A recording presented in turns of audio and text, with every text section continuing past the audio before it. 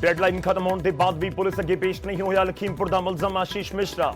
UP police कर रही भाल। नेपाल के किलाली जिले च ट्रेस हुई आशीष मिश्रा की लोकेशन।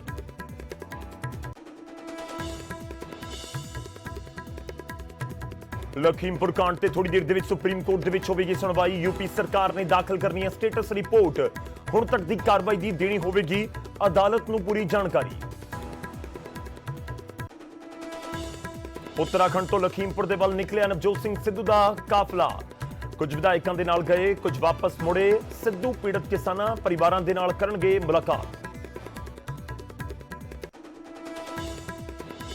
अकाली दल का वफद भी जा रहा लखीमपुर। हरसिमरत कौर बादल की अगवाई दे विच 5 मैंबरी वफद पीड़ित परिवारों के नाल करेगा मुलाकात। रंजीत कतलकांड मामले च भी राम रहीम दोषी करार। पंचकुला की सीबीआई कोर्ट ने राम रहीम सने 5 मुलजमां नूं दिता दोषी करार। 12 अक्तूबर नूं सजा सुनावेगी कोर्ट। श्री अकाल तख्त साहिब के जथेदार की केंद्र नूं चेतावनी। श्रोमणी कमेटी के कामां दे विच दखल देना बंद करे सरकार। जानबुझ के कामां च पाया जा रहा विघट। जम्मू कश्मीर च कतल की सुपिंदर कौर नूं हजारां नाम अखां दे नाल अंतिम विदाई। सुपिंदर के संस्कार मौके असीं चाहुंदे हां इंसाफ दे गूंजे नारे। मनजिंदर सिरसा बोले, जदों तक सरकार सिखां दी सुरक्षा यकीनी नहीं बनाउंदी ड्यूटी ते नहीं जाणगे सिख। गुजरात दे विच जब्त हुई 3000 किलो हैरोइन केस दे अनवर मसीह दे नाल जुड़े तार। एनआईए ने मसीह दे अमृतसर स्थित घर ते मारी रेड। पिछले साल मसीह दी किराए ते दित्ती कोठी दे विचों मिली 194 किलो हैरोइन। लगातार चौथे दिन वधे पेट्रोल डीजल दे रेट। पेट्रोल 30 पैसे ते डीजल 35 पैसे प्रति लीटर होया महंगा।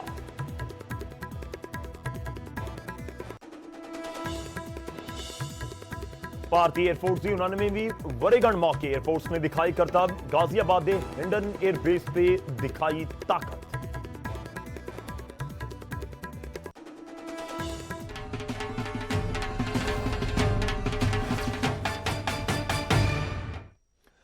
सत श्री अकाल, स्वागत है। गौरव शुक्ला मैं हां तुहाडे नाल। बुलेटिन का आगाज करन जा रहे हैं। सब तो पहला गल होगी आशीष मिश्रा की।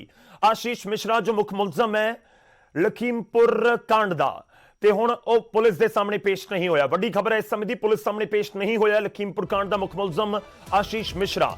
अज सवेरे 10 बजे तक पेश होने के हुक्म दिते गए सन। घर के बाहर पोस्टर लगा के, नोटिस लगा के जिहड़े पेश होने के हुक्म दिते गए सी। कल रात पुलिस ने घर के बाहर चिपका दिता सी नोटिस। केंद्रीय गृह राज्य मंत्री का बेटा है अजय मिश्रा का बेटा है आशीष मिश्रा। ते क्राइम ब्रांच नूं नेपाल दे विच आशीष मिश्रा की लोकेशन मिली है। ते तुहानूं दस दईए फिलहाल तो एक तरीके नाल कहा जा सकता है कि आशीष मिश्रा फरार हो गया है। तो जो फिलहाल कहा जा सकता है कि नेपाल के वल भज्या हो सकता है।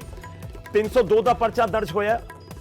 302 का परचा, 307 दी धारावां ये जिहड़ा कतल का मामला दर्ज किया गया है लखीमपुर कांड दे विच आशीष मिश्रा के खिलाफ पर पेश नहीं होया। सदा रुक करते हैं। साडे सहयोगी इस समय फोनलाइन के साडे नाल ने अजीत सिंह। अजीत, जानना चाहेंगे आपके पास क्या कुछ जानकारी आशीष मिश्रा की पेशी को लेकर जो क्राइम ब्रांच के सामने उनको पेश होने के आदेश दिए गए थे? देखिए, बिल्कुल इस वक्त की सबसे बड़ी खबर यह है कि आशीष मिश्रा की लोकेशन नेपाल के कैलाली जिले के धनखड़ी बताई जा रही है। यूपी पुलिस नेपाल पुलिस से बातचीत कर रही है। हालांकि 10 बजे का वक्त मुकर्रर किया गया था क्राइम ब्रांच लखीमपुर खीरी को पेश होने का, जो कि नहीं हुआ, वो यहाँ प्रस्तुत नहीं हुए। खबर यह भी है कि वीडियो कॉन्फ्रेंसिंग के जरिए वो प्रस्तुत होना चाह रहे थे।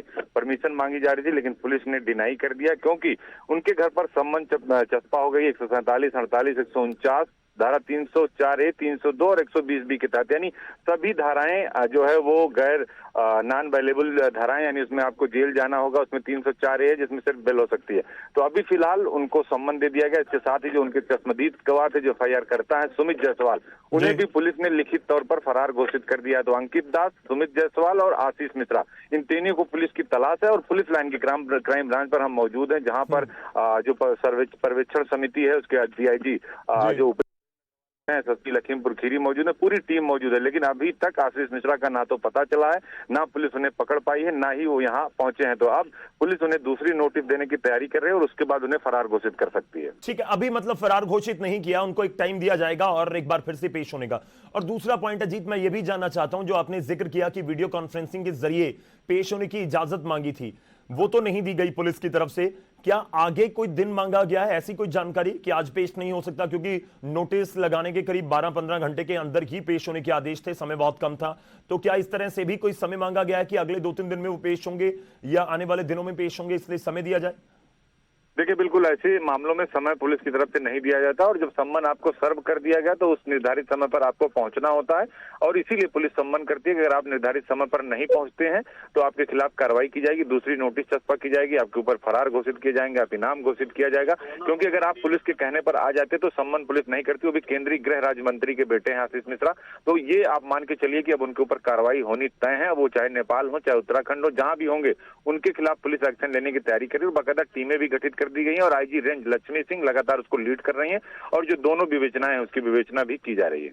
जी शुक्रिया, धन्यवाद ਸਾਡੇ ਨਾਲ ਅਜੀਤ ਜੁੜਨ ਦੇ ਲਈ, ਇਸ ਪੂਰੀ ਗੱਲਬਾਤ ਦੇ ਲਈ। ਕ੍ਰਾਈਮ ਬ੍ਰਾਂਚ ਦੇ ਸਾਹਮਣੇ ਪੇਸ਼ ਹੋਣ ਦੇ ਆਦੇਸ਼ ਆਸ਼ੀਸ਼ ਮਿਸ਼ਰਾ ਨੂੰ ਦਿੱਤੇ ਗਏ ਸਨ, ਪੇਸ਼ ਨਹੀਂ ਹੋਏ।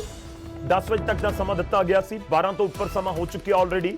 ਤੇ ਇਹ ਵੀ ਤੁਹਾਨੂੰ ਦੱਸਦੇ ਹਾਂ ਕਿ ਇਸ ਪੂਰੇ ਮਾਮਲੇ 'ਚ ਅਪਡੇਟ ਇਹ ਹੈ ਕਿ ਪੁਲਿਸ ਦੇ ਜਿਹੜੇ ਟੌਪ ਸੋਰਸਿਸ ਸਾਡੇ ਜਾਣਕਾਰੀ ਦੇ ਰਹੇ ਨੇ ਤੇ ਉਹਨਾਂ ਦੇ ਵੱਲੋਂ ਕਿਹਾ ਜਾ ਰਿਹਾ ਕਿ ਵੀਡੀਓ ਕਾਨਫਰੰਸਿੰਗ ਦੇ ਜ਼ਰੀਏ ਪੇਸ਼ ਹੋਣ ਦੀ ਇਜਾਜ਼ਤ ਮੰਗੀ ਜਾ ਰਹੀ ਸੀ ਆਸ਼ੀਸ਼ ਮਿਸ਼ਰਾ ਦੇ ਵੱਲੋਂ, ਤਾਂ ਪੁਲਿਸ ਨੇ ਇਜਾਜ਼ਤ ਨਹੀਂ ਦਿੱਤੀ ਹੈ। ਕਿਉਂਕਿ ਇੱਕ ਚੀਜ਼ ਵੀ ਸਾਫ਼ ਹੈ, ਜੇ ਪੇਸ਼ ਹੋਣ ਪਹੁੰਚੇਗਾ ਉੱਥੇ ਤਾਂ ਨਾਲ ਦੀ ਨਾਲ ਗ੍ਰਿਫਤਾਰੀ ਦੇ ਬਹੁਤ ਜ਼ਿਆਦਾ ਚਾਂਸਿਸ ਨੇ, ਜਾਂ ਕਹੀਏ ਕਿ ਗ੍ਰਿਫਤਾਰ ਪੁਲਿਸ ਕਰ ਹੀ ਲਏਗੀ।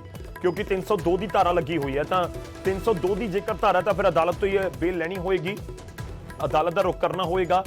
ਪਰ ਇਸ ਸਭ ਦੇ ਵਿਚਾਲੇ 302 307 ਲੱਗੀ ਹੋਈ ਹੈ, ਜੋ ਜ਼ਿਕਰ ਕਰ ਰਹੇ ਸੀ ਅਜੀਤ ਕਿ ਨੌਨ ਬੇਲੇਬਲ ਹੁੰਦਾ ਇਹ। ਤਾਂ ਇੱਕ ਚੀਜ਼ ਤਾਂ ਬਹੁਤ ਕਲੀਅਰ ਹੈ ਕਿ ਜੇਕਰ ਆਸ਼ੀਸ਼ ਮਿਸ਼ਰਾ ਉੱਥੇ ਆਉਂਦਾ ਤਾਂ ਗ੍ਰਿਫਤਾਰੀ ਤਾਂ ਤਕਰੀਬਨ ਤੈਅ ਹੈ, ਪਰ ਜੇਕਰ ਵੀਡੀਓ ਕਾਨਫਰੰਸਿੰਗ ਦੇ ਜ਼ਰੀਏ ਉਸ ਨੂੰ ਇਜਾਜ਼ਤ ਦਿੱਤੀ ਜਾਂਦੀ ਤਾਂ ਉਸ ਦੇ ਉੱਤੇ ਬਵਾਲ ਵੀ ਹੋ ਸਕਦਾ ਸੀ। ਖੈਰ ਫਿਲਹਾਲ ਦੋ ਅਹਿਮ ਜਾਣਕਾਰੀਆਂ, ਪਹਿਲੀ ਕਿ 10 ਵਜੇ ਤੱਕ ਸਮਾਂ ਸੀ ਪੇਸ਼ ਹੋਣ ਦਾ, ਪੇਸ਼ ਨਹੀਂ ਹੋਇਆ।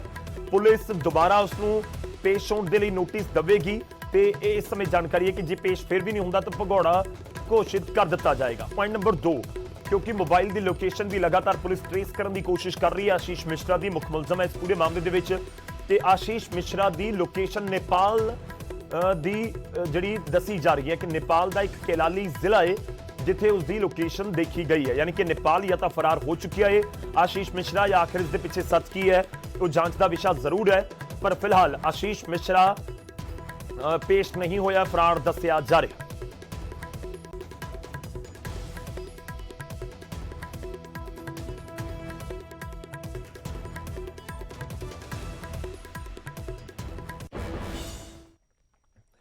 ਤਾਂ ਮੁਲਜ਼ਮਾਂ ਦੇ ਖਿਲਾਫ ਕਾਰਵਾਈ ਪੁਲਿਸ ਕਰ ਰਹੀ ਹੈ, ਇਸ ਪੂਰੇ ਮਾਮਲੇ 'ਚ ਜਾਂਚ ਜਾਰੀ ਹੈ। ਪਰ ਦੂਜੇ ਪਾਸੇ ਲਖੀਮਪੁਰ ਕਾਂਡ ਨੂੰ ਲੈ ਕੇ ਸਿਆਸਤ ਵੀ ਲਗਾਤਾਰ ਜਾਰੀ ਹੈ। ਉੱਤਰਾਖੰਡ ਤੋਂ ਪੁਲਿਸ ਦੀ ਨਿਗਰਾਨੀ ਦੇ ਵਿੱਚ ਪੰਜਾਬ ਕਾਂਗਰਸ ਦਾ ਕਾਫਲਾ ਲਖੀਮਪੁਰ ਦੇ ਲਈ ਰਵਾਨਾ ਹੋ ਗਿਆ। ਨਵਜੋਤ ਸਿੰਘ ਸਿੱਧੂ ਦੀ ਅਗਵਾਈ ਦੇ ਵਿੱਚ ਕਈ ਮੰਤਰੀ ਅਤੇ ਵਿਧਾਇਕ ਲਖੀਮਪੁਰ ਦੇ ਵੱਲ ਕੂਚ ਕਰ ਰਹੇ ਨੇ। ਦੂਜੇ ਪਾਸੇ ਅਕਾਲੀ ਦਲ ਦਾ ਵੀ ਵਫਦ ਥੋੜੀ ਦੇਰ ਦੇ ਵਿੱਚ ਲਖੀਮਪੁਰ ਪਹੁੰਚਣ ਵਾਲਾ ਹੈ। ਅਕਾਲੀ ਦਲ ਦਾ ਵਫਦ ਹਰਸਿਮਰਤ ਕੌਰ ਬਾਦਲ ਦੀ ਅਗਵਾਈ ਦੇ ਵਿੱਚ ਜਾ ਰਿਹਾ। ਸਾਬਕਾ ਕੇਂਦਰੀ ਮੰਤਰੀ ਨੇ ਹਰਸਿਮਰਤ ਕੌਰ ਬਾਦਲ ਤੇ ਲਖਨਊ 에ਅਰਪੋਰਟ ਤੋਂ ਹਰਸਿਮਰਤ ਕੌਰ ਬਾਦਲ ਦੀ ਅਗਵਾਈ 'ਚ 5 ਮੈਂਬਰੀ ਵਫਦ ਲਖੀਮਪੁਰ ਦੇ ਵੱਲ ਰਵਾਨਾ ਹੋਇਆ ਹੈ। ਤਾਂ ਦੋਵੇਂ ਪਾਸੇ ਜਿਹੜੀਆਂ ਵੱਡੀਆਂ ਪੰਜਾਬ ਦੀਆਂ ਸਿਆਸੀ ਪਾਰਟੀਆਂ ਨੇ ਲਖੀਮਪੁਰ ਜਾਣ ਦੀ ਇਸ ਸਮੇਂ ਜ਼ਰੂਰ ਕੋਸ਼ਿਸ਼ ਕਰ ਰਹੀਆਂ ਨੇ। ਨਵਜੋਤ ਸਿੰਘ ਸਿੱਧੂ ਦੀ ਅਗਵਾਈ ਦੇ ਵਿੱਚ ਪੂਰਾ ਕਾਫਲਾ ਰਵਾਨਾ ਹੋਇਆ ਤੇ ਦੂਜੇ ਪਾਸੇ ਲਖਨਊ ਪਹੁੰਚਿਆ ਹਰਸਿਮਰਤ ਕੌਰ ਬਾਦਲ ਦੀ ਅਗਵਾਈ ਦੇ ਵਿੱਚ ਅਕਾਲੀ ਦਲ ਦਾ ਵਫਦ, ਤਾਂ ਉਹ ਵੀ ਥੋੜੀ ਦੇਰ ਦੇ ਵਿੱਚ ਲਖੀਮਪੁਰ ਪਹੁੰਚੇਗਾ। ਤੇ ਤੁਹਾਨੂੰ ਦੱਸ ਦਈਏ ਕਿ ਇਸ 5 ਮੈਂਬਰੀ ਵਫਦ ਨੂੰ ਹਰਸਿਮਰਤ ਕੌਰ ਬਾਦਲ ਦੇ ਵੱਲੋਂ ਲੀਡ ਕੀਤਾ ਜਾ ਰਿਹਾ ਹੈ।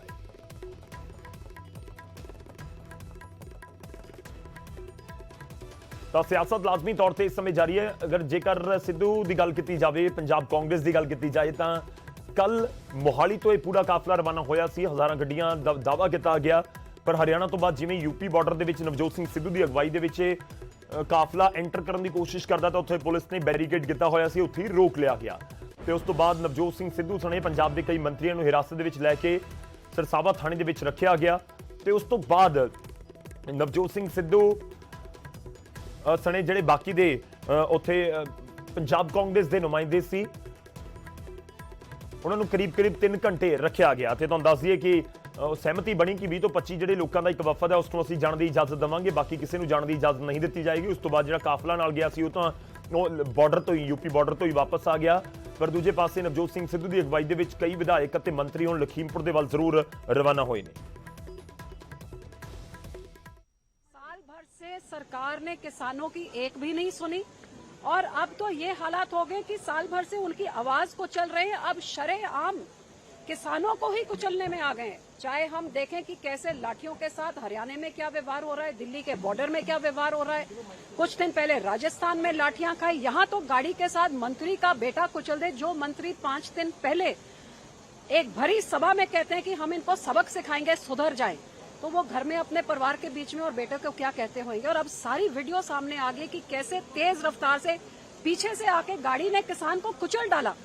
ये बेकसूर किसान जो अपना एक शांतमयी आंदोलन, अब किसान अपनी आवाज भी ना उठाएं जी, उनकी कोई पीड़ा है। हमारी डिमांड ये है कि जो मोनू मिश्रा है वो इमीडिएटली वो अरेस्ट हों, बनती हुई कार्रवाई उनके खिलाफ की जाए और जो मंत्री हैं उनको एकदम डिसमिस किया जाए।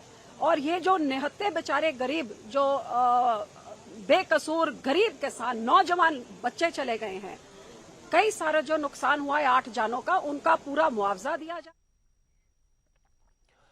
ਤਾਂ ਸਿਆਸਤ ਇਸ ਸਮੇਂ ਜ਼ਰੂਰ ਜਾਰੀ ਨਜ਼ਰ ਆ ਰਹੀ ਹੈ। ਜੇਕਰ ਅਸੀਂ ਗੱਲ ਕਰੀਏ ਲਖੀਮਪੁਰ ਮਾਮਲੇ ਨੂੰ ਲੈ ਕੇ, ਨਵਜੋਤ ਸਿੰਘ ਸਿੱਧੂ ਦੀ ਅਗਵਾਈ ਦੇ ਵਿੱਚ ਪੂਰਾ ਕਾਫਲਾ ਅੱਗੇ ਵਧ ਰਿਹਾ, ਲਖੀਮਪੁਰ ਪਹੁੰਚੇਗਾ। ਥੋੜੀ ਦੇਰ ਦੇ ਵਿੱਚ ਰੁਕ ਕਰਦੇ ਹਾਂ, ਸਾਡੇ ਸਹਿਯੋਗੀ ਰੋਹਿਤ ਬੰਸਲ ਵੀ ਇਸ ਸਮੇਂ ਸਾਡੇ ਨਾਲ ਜੁੜ ਰਹੇ ਨੇ ਜੋ ਇਸ ਪੂਰੇ ਕਾਫਲੇ ਦੇ ਨਾਲ ਲਖੀਮਪੁਰ ਵਾਲੇ ਪਾਸੇ ਜਾ ਰਹੇ ਨੇ। ਮੈਂ ਰੁਕ ਕਰਦਾ ਰੋਹਿਤ ਦੱਸੋ ਕੀ ਕੁਝ ਤੁਹਾਡੇ ਕੋਲ ਜਾਣਕਾਰੀ, ਕਿੱਥੋਂ ਹੁਣ ਕਾਫਲਾ ਪੂਰਾ ਤੁਰਿਆ ਏ, ਲਖੀਮਪੁਰ ਕਿੰਨਾ ਦੂਰ ਹੈ, ਕੀ ਕੁਝ ਪੂਰਾ ਪਲਾਨ ਹੈ, ਕਿਹੜੇ ਆਗੂ ਇਸ ਪੂਰੇ ਕਾਫਲੇ ਦੇ ਵਿੱਚ ਹੈਗੇ ਨੇ? ਜੀ ਬਿਲਕੁਲ ਗੌਰਵ, ਜੇਕਰ ਗੱਲ ਕਰੀ ਜਾਵੇ ਕਾਫਲੇ ਦੀ ਤਾਂ ਕਾਫਲਾ ਕਰੀਬ 11 ਵਜੇ ਦੇ ਕਰੀਬ ਜਿਹੜਾ ਬਾਜਪੁਰ ਤੋਂ ਰਵਾਨਾ ਹੋਇਆ ਸੀ ਔਰ ਇਸ ਵਕਤ ਬਰਾ ਦਾ ਏਰੀਆ ਜਿਹੜਾ ਉੱਥੇ ਇਹ ਕਾਫਲਾ ਪਹੁੰਚ ਚੁੱਕਿਆ। ਯੂਪੀ ਉੱਤਰਾਖੰਡ ਬਾਰਡਰ ਦਾ ਬਿਲਕੁਲ ਇਹ ਏਰੀਆ, ਕਿਤੇ ਯੂਪੀ ਆਉਂਦਾ ਵਿੱਚ, ਕਿਤੇ ਉੱਤਰਾਖੰਡ ਆਉਂਦਾ, ਤਾਂ ਜਿਹੜਾ ਉਹ ਪੂਰੇ ਏਰੀਏ ਦੇ ਵਿੱਚੋਂ ਲੰਘ ਰਿਹਾ। ਔਰ ਜੋ ਪਰਮਿਸ਼ਨ ਦੀ ਗੱਲ ਕਰੀ ਜਾ ਰਹੀ ਹੈ ਕਿ ਸ਼ਾਇਦ 2 ਜਗ੍ਹਾ ਤੇ ਜਾਣ ਦੀ ਪਰਮਿਸ਼ਨ ਇਹਨਾਂ ਨੂੰ ਮਿਲ ਚੁੱਕੀ ਹੈ, ਇੱਕ ਲਖੀਰਪੁਰ ਖੀਰੀ ਦਾ ਏਰੀਆ ਤੇ ਦੂਜਾ ਇੱਕ ਹੋਰ ਨਾਲ ਦਾ ਏਰੀਆ, ਉਹ ਹਾਲੇ ਤੱਕ ਸ਼ਾਇਦ ਨਹੀਂ ਦੱਸਿਆ ਗਿਆ ਕਿ ਉਹ ਕਿਹੜਾ ਏਰੀਆ, ਪਰ ਇੱਕ ਏਰੀਏ ਦੀ ਹੋਰ ਹੈ। ਤਾਂ 2 ਜਗ੍ਹਾ ਦੀ ਪਰਮਿਸ਼ਨ ਮਿਲਦੀ ਹੈ ਜਿਹੜੀ ਉਹ ਨਵਜੋਤ ਸਿੰਘ ਸਿੱਧੂ ਨੂੰ ਨਜ਼ਰ ਆ ਰਹੀ ਹੈ। ਔਰ ਕਾਫਲੇ ਦੇ ਵਿੱਚੋਂ ਜਿਹੜੇ ਜ਼ਿਆਦਾਤਰ ਐਮਐਲਏ ਨੇ ਉਹ ਵਾਪਸ ਜਾ ਚੁੱਕੇ ਨੇ। ਫਿਲਹਾਲ ਦੀ ਘੜੀ ਜੇਕਰ ਗੱਲ ਕਰੀਏ ਤਾਂ ਨਵਜੋਤ ਸਿੰਘ ਸਿੱਧੂ ਔਰ ਉਹਨਾਂ ਦੇ ਨਾਲ ਸੁਰਜੀਤ ਸਿੰਘ ਧੀਮਾਨ ਤੋਂ ਇਲਾਵਾ ਸੁਖਵਿੰਦਰ ਡੈਣੀ ਜਿਹੜੇ ਕਾਰਜਕਾਰੀ ਪ੍ਰਧਾਨ ਨੇ ਉਹ ਵੀ ਇਸ ਕਾਫਲੇ ਦੇ ਨਾਲ ਮੌਜੂਦ ਨੇ ਔਰ ਕੁਲਜੀਤ ਨਾਗਰਾ ਉਹ ਵੀ ਇਸ ਕਾਫਲੇ ਦੇ ਵਿੱਚ ਮੌਜੂਦ ਨੇ। ਬਾਕੀ ਜਿਹੜੇ ਵਿਧਾਇਕ ਨੇ, ਲਗਭਗ ਸਾਰੇ ਵਿਧਾਇਕ ਨੇ ਜਿਹੜੇ ਉਹ ਜਾਂ ਤਾਂ ਸਰਸਾਵਾਂ ਜਿੱਥੇ ਰਾਤ ਪੁਲਿਸ ਨੇ ਡਿਟੇਨ ਕਰਕੇ ਰੱਖਿਆ ਸੀ ਉੱਥੋਂ ਹੀ ਵਾਪਸ ਚਲੇ ਗਏ ਸੀ, ਜਾਂ ਜ਼ਿਆਦਾਤਰ ਐਮਐਲਏ ਰਾਤ ਰੁਕਣ ਤੋਂ ਬਾਅਦ ਸਵੇਰੇ ਵਾਪਸ ਚਲੇ ਗਏ ਨੇ ਔਰ ਕੁਝ ਰਾਤ ਨੂੰ ਹੀ ਵਾਪਸ ਜਿਹੜੇ ਜਦੋਂ 3-4 ਵਜੇ ਤੱਕ ਕਾਫਲਾ ਬਾਜਪੁਰ ਪਹੁੰਚਦਾ ਤਾਂ ਉੱਥੋਂ ਵਾਪਸ ਚਲੇ ਗਏ ਸੀ। ਪਰ ਇਸ ਵਕਤ ਜਿਹੜੀਆਂ ਤਸਵੀਰਾਂ ਨੇ ਸਾਹਮਣੇ ਤੁਹਾਨੂੰ ਨਜ਼ਰ ਆ ਰਹੀਆਂ ਨੇ, ਇਹ ਤਸਵੀਰਾਂ ਇਸ ਵਕਤ ਜਿਹੜਾ ਏਰੀਆ ਹੈਗਾ ਇਹ ਯੂਪੀ ਉੱਤਰਾਖੰਡ ਬਾਰਡਰ ਦਾ ਬਿਲਕੁਲ ਏਰੀਆ ਜਿੱਥੋਂ ਦੀ ਇਹ ਲੰਘ ਰਿਹਾ, ਰੇਨੂ ਗੰਗਾ ਨਗਰ ਦਾ ਸ਼ਾਇਦ ਨਾਮ ਕੋਈ ਇਸ ਏਰੀਆ ਦਾ ਆਇਡੈਂਟੀਫਾਈ ਕੀਤਾ ਗਿਆ ਹੈਗਾ। ਹੁਣ ਤੋਂ ਜਿਹੜੇ ਪੋਸਟਰ ਲੱਗੇ ਹੋਏ ਨੇ, ਪੋਸਟਰਾਂ ਤੋਂ ਅੰਦਾਜ਼ਾ ਲਗਾਇਆ ਜਾ ਸਕਦਾ ਉੱਤਰਾਖੰਡ ਦਾ ਏਰੀਆ ਹੈ। ਜਿਸ ਏਰੀਆ ਦੇ ਵਿੱਚ ਇਸ ਵਕਤ ਅਸੀਂ ਲੰਘ ਰਹੇ ਉੱਤਰਾਖੰਡ ਦਾ ਏਰੀਆ ਔਰ ਇਸ ਤੋਂ ਥੋੜੀ ਹੀ ਅੱਗੇ ਜਾ ਕੇ ਜਿਹੜਾ ਯੂਪੀ ਦਾ ਬਾਰਡਰ ਹੈ ਉਹ ਸ਼ੁਰੂ ਹੋ ਜਾਏਗਾ। ਤਾਂ ਯੂਪੀ ਦੇ ਵਿੱਚ ਦਾਖਲ ਹੋਣ ਤੋਂ ਬਾਅਦ ਲਖੀਰਪੁਰ ਖੀਰੀ ਦੀ ਜਿਹੜਾ ਤੁਸੀਂ ਜ਼ਿਕਰ ਕਰ ਰਹੇ ਹੋ, ਕਰੀਬ ਇੱਥੋਂ 4 ਤੋਂ 5 ਘੰਟਿਆਂ ਦਾ ਰਸਤਾ ਕਹਿ ਸਕਦੇ ਹਾਂ, ਕਿਉਂਕਿ 250-300 ਕਿਲੋਮੀਟਰ ਦੇ ਕਰੀਬ ਜਿਹੜਾ ਪੂਰਾ ਰਸਤਾ ਹੈ। ਤਾਂ ਲਗਭਗ ਨਵਜੋਤ ਸਿੰਘ ਸਿੱਧੂ ਕਰੀਬ ਸ਼ਾਮ ਤੱਕ ਲਗਭਗ 3-4 ਵਜੇ ਤੱਕ ਜਿਹੜਾ ਚਾਂਸ ਲੱਗ ਰਿਹਾ ਹੈ ਕਿ ਉਸ ਏਰੀਏ ਦੇ ਵਿੱਚ ਪਹੁੰਚ ਸਕਦੇ ਨੇ ਔਰ ਪੀੜਤਾਂ ਦੇ ਨਾਲ ਜਿਹੜੇ ਮੁਲਾਕਾਤ ਆ ਉਹ ਪੰਜਾਬ ਦਾ ਵਫਦ ਕਰੇਗਾ। ਹਾਲਾਂਕਿ ਇਸ ਤੋਂ ਪਹਿਲਾਂ ਨਵਜੋਤ ਸਿੰਘ ਸਿੱਧੂ ਤੋਂ ਪਹਿਲਾਂ ਪ੍ਰਿਯੰਕਾ ਗਾਂਧੀ, ਰਾਹੁਲ ਗਾਂਧੀ ਔਰ ਚਰਨਜੀਤ ਚੰਨੀ ਜਿਹੜੇ ਪੰਜਾਬ ਦੇ ਮੁੱਖ ਮੰਤਰੀ ਨੇ ਉਹ ਵੀ ਮੁਲਾਕਾਤ ਕਰ ਚੁੱਕੇ ਨੇ। ਪਰ ਤੁਸੀਂ ਗੱਡੀਆਂ ਦਾ ਵੀ ਦੇਖ ਸਕਦੇ ਹੋ, ਕੱਲ ਜਦੋਂ ਗੱਡੀਆਂ ਚੱਲੀਆਂ ਸੀ ਤਾਂ ਬਹੁਤ ਵੱਡੀ ਗਿਣਤੀ ਦੇ ਵਿੱਚ ਗੱਡੀਆਂ ਸੀ, ਪਰ ਰਾਤ ਹੁੰਦੇ ਜਿਹੜੀਆਂ ਗੱਡੀਆਂ ਦੀ ਗਿਣਤੀ ਵੀ ਲਗਾਤਾਰ ਜਿਹੜੀ ਘਟਦੀ ਨਜ਼ਰ ਆ ਰਹੀ ਹੈ, ਕਿਉਂਕਿ ਆਪਾਂ ਗੱਲ ਕਰ ਲਈਏ ਵਿਧਾਇਕਾਂ ਦੀ ਗਿਣਤੀ ਜਾਂ ਮੰਤਰੀਆਂ ਦੀ ਗਿਣਤੀ ਹੈ ਉਹ ਲਗਾਤਾਰ ਜਿਹੜੀ ਘਟ ਹੁੰਦੀ ਨਜ਼ਰ ਆ ਰਹੀ ਹੈ। ਬਹੁਤ ਸਾਰੇ ਵਿਧਾਇਕ ਜਿਹੜੇ ਬਾਜਪੁਰ ਤੱਕ ਨਵਜੋਤ ਸਿੰਘ ਸਿੱਧੂ ਦੇ ਨਾਲ ਆਏ, ਪਰ ਸ਼ਾਇਦ ਉਸ ਤੋਂ ਬਾਅਦ ਜਿਹੜਾ ਕਾਫਲਾ ਉਸ ਨੂੰ ਹੋਰ ਛੋਟਾ ਕਰ ਦਿੱਤਾ ਗਿਆ ਹੈਗਾ ਔਰ ਇੱਕ ਲਿਮਟਡ ਲੋਕ ਨੇ, ਕਰੀਬ ਮੈਨੂੰ ਲੱਗਦਾ ਕਿ 5 ਤੋਂ 7 ਬੰਦਿਆਂ ਦਾ ਜਿਹੜਾ ਵਫਦ ਹੋਏਗਾ ਸ਼ਾਇਦ ਉਹੀ ਅੱਗੇ ਜਾਏਗਾ ਔਰ ਉਹੀ ਜਿਹੜੇ ਪੀੜਤ ਪਰਿਵਾਰ ਹੈ ਉਹਨਾਂ ਦੇ ਨਾਲ ਮੁਲਾਕਾਤ ਕਰੇਗਾ। ਤਾਂ 11 ਵਜੇ ਦੇ ਕਰੀਬ ਕਾਫਲਾ ਰਵਾਨਾ ਹੋਇਆ ਸੀ ਔਰ 12:15 ਦਾ ਸਮਾਂ ਲਗਭਗ ਹੋ ਚੁੱਕਾ, ਤਾਂ ਸਵਾ ਘੰਟਾ ਇਸ ਕਾਫਲੇ ਨੂੰ ਰਵਾਨਾ ਹੋਏ ਨੂੰ ਹੋ ਚੁੱਕਾ ਔਰ ਅੱਗੇ ਵੀ ਲਗਭਗ 2 ਤੋਂ 3 ਘੰਟੇ ਮਿਨੀਮਮ ਜਿਹੜੇ ਲੱਗਣ ਦੇ ਚਾਂਸ ਨੇ ਉਹ ਨਜ਼ਰ ਆਉਂਦੇ ਨੇ। ਲਗਭਗ 3 ਘੰਟਿਆਂ ਬਾਅਦ ਜਿਹੜਾ ਇਹ ਕਾਫਲਾ ਹੈਗਾ ਉਸ ਜਗ੍ਹਾ ਤੇ ਪਹੁੰਚੇਗਾ ਔਰ ਪੀੜਤਾਂ ਦੇ ਨਾਲ ਜਿਹੜੀ ਮੁਲਾਕਾਤ ਆ ਉਹ ਨਵਜੋਤ ਸਿੰਘ ਸਿੱਧੂ ਦੇ ਵੱਲੋਂ ਕੀਤੀ ਜਾਏਗੀ। ਹਾਲਾਂਕਿ ਅੱਜ ਬਹੁਤ ਸਾਰੇ ਕਿਸਾਨ ਸੀ ਜਿਹੜੇ ਬਾਜਪੁਰ ਦੇ ਵਿੱਚ ਮਿਲਣ ਆਉਂਦੇ ਨੇ, ਕਿਉਂਕਿ ਬਾਜਪੁਰ ਦਾ ਜਿਹੜਾ ਏਰੀਆ ਉੱਤਰਾਖੰਡ ਦਾ ਪੰਜਾਬੀ ਏਰੀਆ ਕਹਿ ਦਿੱਤਾ ਜਾਂਦਾ ਹੈਗਾ। ਪੰਜਾਬੀ ਬਹੁ ਗਿਣਤੀ ਲੋਕ ਨੇ ਜਿਹੜੇ ਉਹ ਬਾਜਪੁਰ ਏਰੀਆ ਦੇ ਵਿੱਚ ਰਹਿੰਦੇ ਨੇ। ਰਾਣਾ ਗੁਰਜੀਤ ਜਿਹੜੇ ਨਵੇਂ ਕੈਬਨਿਟ ਮੰਤਰੀ ਬਣੇ ਨੇ, ਕਿਸੇ ਸਮੇਂ ਅਸਤੀਫਾ ਦੇ ਦਿੱਤਾ ਸੀ ਉਹਨਾਂ ਦੇ ਵੱਲੋਂ, ਤਾਂ ਉਹ ਵੀ ਇਸੇ ਏਰੀਏ ਤੋਂ ਜਿਹੜੇ ਇਸੇ ਏਰੀਏ ਦੇ ਵਸਨੀਕ ਰਹੇ ਨੇ ਔਰ ਉਸ ਤੋਂ ਬਾਅਦ ਪੰਜਾਬ ਤੋਂ ਜਿੱਤ ਕੇ ਆਉਂਦੇ ਨੇ, ਤਾਂ ਉਹ ਵੀ ਇਸ ਏਰੀਏ ਦੇ ਮੰਨੇ ਜਾਂਦੇ ਨੇ, ਕਿਉਂਕਿ ਉੱਤਰਾਖੰਡ ਦੇ ਵਿੱਚ ਸ਼ਹੀਦ ਊਧਮ ਸਿੰਘ ਨਗਰ ਜ਼ਿਲ੍ਹੇ ਦਾ ਜਿਹੜਾ ਏਰੀਆ ਬਾਜਪੁਰ ਹੈ, ਜ਼ਿਆਦਾਤਰ ਪੂਰੇ ਦਾ ਪੂਰਾ ਏਰੀਆ ਪੰਜਾਬੀ ਏਰੀਆ। ਔਰ ਇਸ ਵਕਤ ਜਿਹੜੀਆਂ ਤਸਵੀਰਾਂ ਨੇ ਇਹ ਤੁਹਾਨੂੰ ਉੱਤਰਾਖੰਡ ਦੇ ਏਰੀਏ ਦੀਆਂ ਤਸਵੀਰਾਂ ਨਜ਼ਰ ਆ ਰਹੀਆਂ ਨੇ। ਉੱਤਰਾਖੰਡ ਤੋਂ ਜਿਹੜਾ ਇਹ ਕਾਫਲਾ ਹੈਗਾ ਯੂਪੀ ਬਾਰਡਰ ਦਾਖਲ ਹੋਏਗਾ, ਤਾਂ ਕੀ ਲਖਮੀਰਪੁਰ ਖੀਰੀ ਤੱਕ ਨਵਜੋਤ ਸਿੰਘ ਸਿੱਧੂ ਨੂੰ ਕਿਤੇ ਰੋਕਿਆ ਜਾ ਸਕਦਾ ਜਾਂ ਨਹੀਂ, ਪਰ ਲੱਗ ਨਹੀਂ ਰਿਹਾ, ਕਿਉਂਕਿ ਜਿਹੜੀ ਯੂਪੀ ਪੁਲਿਸ ਹੈ ਜਾਂ ਉੱਤਰਾਖੰਡ ਦੀ ਪੁਲਿਸ ਹੈ ਉਹਨਾਂ ਦੇ ਵੱਲੋਂ ਬਕਾਇਦਾ ਤੌਰ ਤੇ ਰੂਟ ਪਲਾਨ ਜਿਹੜਾ ਇੱਕ, ਜਿਸ ਤਰ੍ਹਾਂ ਅਸੀਂ ਅਕਸਰ ਦੇਖਦੇ ਹਾਂ ਕਿ ਜਦੋਂ ਵੀ ਕੋਈ ਵੀਆਈਪੀ ਮੂਵਮੈਂਟ ਹੁੰਦੀ ਹੈ ਤਾਂ ਇੱਕ ਰੂਟ ਪਲਾਨ ਲਗਾ ਦਿੱਤਾ ਜਾਂਦਾ, ਤਾਂ ਤਮਾਮ ਜਿਹੜੇ ਏਰੀਏ ਦੇ ਰਾਸਤੇ ਦੇ ਪੁਲਿਸ ਸਟੇਸ਼ਨ ਹੈ ਜਾਂ ਕੋਈ ਵੀ ਅਧਿਕਾਰੀ ਹੈ, ਚਾਹੇ ਕਿਤੇ ਐਸਡੀਐਮ ਆ ਰਿਹਾ, ਚਾਹੇ ਕਿਤੇ ਐਸਐਚਓ ਆ ਰਿਹਾ ਜਾਂ ਕਿਤੇ ਵੀ ਕੋਈ ਹੋਰ ਅਧਿਕਾਰੀ ਆ ਰਿਹਾ, ਤਾਂ ਤਮਾਮ ਜਿਹੜੇ ਅਧਿਕਾਰੀ ਨੇ ਉਹ ਗਾਈਡ ਕਰਕੇ ਨਵਜੋਤ ਸਿੰਘ ਸਿੱਧੂ ਦੇ ਇਸ ਕਾਫਲੇ ਨੂੰ ਲੈ ਕੇ ਜਾ ਰਹੇ ਨੇ। ਜੀ ਗੌਰਵ, ਸ਼ੁਕਰੀਆ, ਬਹੁਤ ਬਹੁਤ ਧੰਨਵਾਦ। ਤੁਸੀਂ ਨਜ਼ਰ ਬਣਾਏ ਰੱਖੋ, ਅਪਡੇਟ ਅੱਗੇ ਵੀ ਤੁਹਾਡੇ ਤੋਂ ਲੈਂਦੇ ਰਹਾਂਗੇ। ਲਖੀਮਪੁਰ ਦੇ ਨਾਲ ਨਿਊਜ਼ 18 ਪੰਜਾਬ ਦਾ ਵੀ ਪੂਰਾ ਕਾਫਲਾ ਜਾ ਰਿਹਾ ਹੈ ਤੇ ਉੱਥੋਂ ਵੀ ਹਰ ਇੱਕ ਤਸਵੀਰ ਅਸੀਂ ਤੁਹਾਡੇ ਤੱਕ ਪਹੁੰਚਾਉਣ ਦੀ ਕੋਸ਼ਿਸ਼ ਕਰਾਂਗੇ। ਲਖੀਮਪੁਰ ਕਾਂਡ ਦੇ ਉੱਤੇ ਸਿਆਸੀ ਜਿਹੜੀ ਸਫ਼ਰ ਕਹਿ ਲਓ, ਸਿਆਸੀ ਕੂਚ ਕਹਿ ਲਓ, ਇਸ ਸਮੇਂ ਜ਼ਰੂਰ ਜਾਰੀ ਹੈ। ਤਾਂ ਲਖੀਮਪੁਰ ਕਾਂਡ ਦੇ ਉੱਤੇ ਸਿਆਸੀ ਘਮਸਾਨ ਜਾਰੀ ਹੈ, ਪਰ ਹਾਲਾਂਕਿ ਸਵਾਲ ਸਭ ਦੇ ਜ਼ਿਹਨ 'ਚ ਵੀ ਉੱਠਣਗੇ ਕਿ ਜੇ ਸਿਆਸੀ ਲੋਕ ਜਾ ਕੇ ਪਰਿਵਾਰਾਂ ਦੇ ਨਾਲ ਮੁਲਾਕਾਤਾਂ ਕਰ ਰਹੇ ਨੇ ਤਾਂ ਫਿਰ ਉਸ ਦਾ ਅਸਰ ਇਸ ਪੂਰੇ ਕੇਸ ਦੇ ਉੱਤੇ ਕੀ ਆ ਸਕਦਾ ਹੈ ਕਿ ਵਾਕਈ ਸਿਆਸੀ ਆਗੂਆਂ ਦੀਆਂ ਲਖੀਮਪੁਰ ਦੇ ਵਿੱਚ ਫੇਰੀਆਂ ਦੇ ਨਾਲ ਪ੍ਰਸ਼ਾਸਨ ਦੇ ਉੱਤੇ ਦਬਾਅ ਵਧੇਗਾ ਕਿ ਉਹ ਜਲਦ ਤੋਂ ਜਲਦ ਇਸ ਪੂਰੇ ਮਾਮਲੇ ਦੇ ਵਿੱਚ ਇਨਸਾਫ ਦਿਵਾਉਣ, ਇਨਸਾਫ ਹੋਵੇ ਇਸ ਪੂਰੇ ਮਾਮਲੇ ਦੇ ਵਿੱਚ, ਜਲਦ ਤੋਂ ਜਲਦ ਜਿਹੜੇ ਮੁਲਜ਼ਮ ਨੇ ਸਲਾਖਾਂ ਦੇ ਪਿੱਛੇ ਹੋਣ। ਨਵਜੋਤ ਸਿੰਘ ਸਿੱਧੂ ਨੇ ਕਿਹਾ ਸੀ ਕਿ ਜੇ ਆਸ਼ੀਸ਼ ਮਿਸ਼ਰਾ ਦੀ ਗ੍ਰਿਫਤਾਰੀ ਨਹੀਂ ਹੁੰਦੀ ਤਾਂ ਮੈਂ ਲਖੀਮਪੁਰ ਦੇ ਵੱਲ ਕੂਚ ਕਰਾਂਗਾ। ਕਹਿ ਰਿਹਾ ਆਸ਼ੀਸ਼ ਮਿਸ਼ਰਾ ਦੀ ਹੁਣ ਤੱਕ ਗ੍ਰਿਫਤਾਰੀ ਨਹੀਂ ਹੋ ਸਕੀ ਹੈ, ਨੋਟਿਸ ਲਗਾਏ ਗਏ ਨੇ, ਹੁਣ ਤੱਕ ਉਹ ਪੁਲਿਸ ਦੀ ਗਿਰਫਤ ਤੋਂ ਵੀ ਬਾਹਰ ਹੈ, ਪੁਲਿਸ ਦੇ ਸਾਹਮਣੇ ਪੇਸ਼ ਵੀ ਨਹੀਂ ਹੋਇਆ, ਪਰ ਇਸ ਸਭ ਦੇ ਵਿਚਾਲੇ ਸਿਆਸੀ ਦੌੜ ਜ਼ਰੂਰ ਜਾਰੀ ਹੈ ਲਖੀਮਪੁਰ ਵਾਲੇ ਪਾਸੇ।